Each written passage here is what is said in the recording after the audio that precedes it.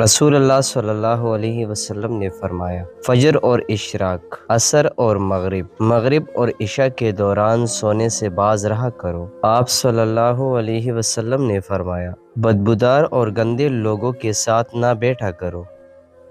آپ صلی اللہ علیہ وسلم نے فرمایا، ان لوگوں کے درمیان نہ سوئے جو سونے سے قبل باتیں کرتے ہیں۔ آپ صلی اللہ علیہ وسلم نے فرمایا، تم بائیں ہاتھ سے نہ کھاؤ۔ آپ صلی اللہ علیہ وسلم نے فرمایا، منہ سے کانا نکل کر نہ کھاؤ۔ آپ نے فرمایا، اپنے کھانے پر اداس نہ ہوا کرو، یہ عادت ہمارے اندر ناشکری پیدا کرتی ہے۔ آپ نے فرمایا، گرم کھانے کو پونگ سے ٹھنڈا نہ کرو۔ آپ نے فرمایا، اندھیرے میں مت کھاؤ۔ آپ نے فرمایا، کھانے کو سونگھا نہ کرو، کھانے کو سونگھنا بد تہذیبی ہوتی ہے۔ آپ نے فرمایا، منہ بھر کے نہ کھاؤ کیونکہ اس سے معدے کی ذمہ داری بڑھ جاتی ہے۔ آپ نے فرمایا، ہاتھ کے کڑاکے نہ نکالا کرو۔ آپ نے فرمایا، جوتے پہننے سے قبل اسے جھاڑ لیا کرو۔ آپ نے فرمایا، نماز کے دوران آسمان کی طرف نہ دیکھو۔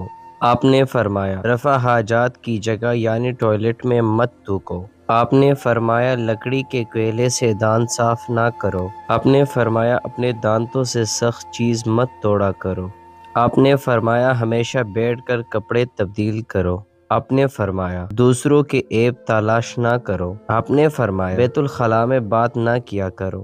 آپ نے فرمایا، دوست کو دشمن نہ بناؤ۔ آپ نے فرمایا، دوستوں کے بارے میں جھوٹے قصے بیان نہ کیا کرو۔ آپ نے فرمایا، ٹھہر کر صاف بولا کرو تاکہ بات دوسرے پوری طرح سمجھ جائے۔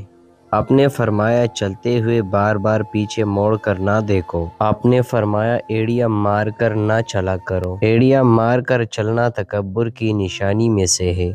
آپ نے فرمایا، کسی کے بارے میں جھوٹ نہ بولو۔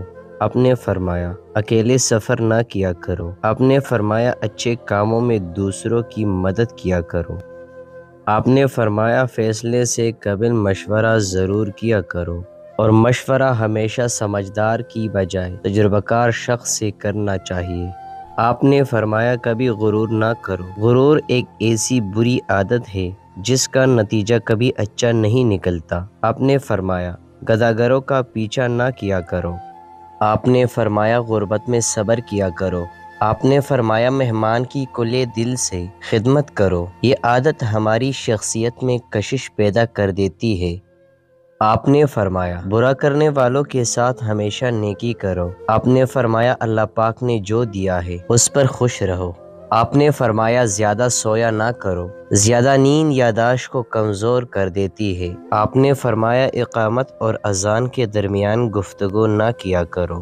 آپ نے فرمایا، اپنی خاموشی پر غور کیا کرو اور توبہ کیا کرو۔ آپ نے فرمایا، روزانہ کم از کم 100 بار استغفار کیا کرو۔ رسول اللہ صلی اللہ علیہ وسلم نے فرمایا، دعا قبول ہوتی ہے جب تک دعا مانگنے والا جلدی نہ کرے اور یہ کہنے لگے کہ میں نے دعا کی قبول نہ ہوئی۔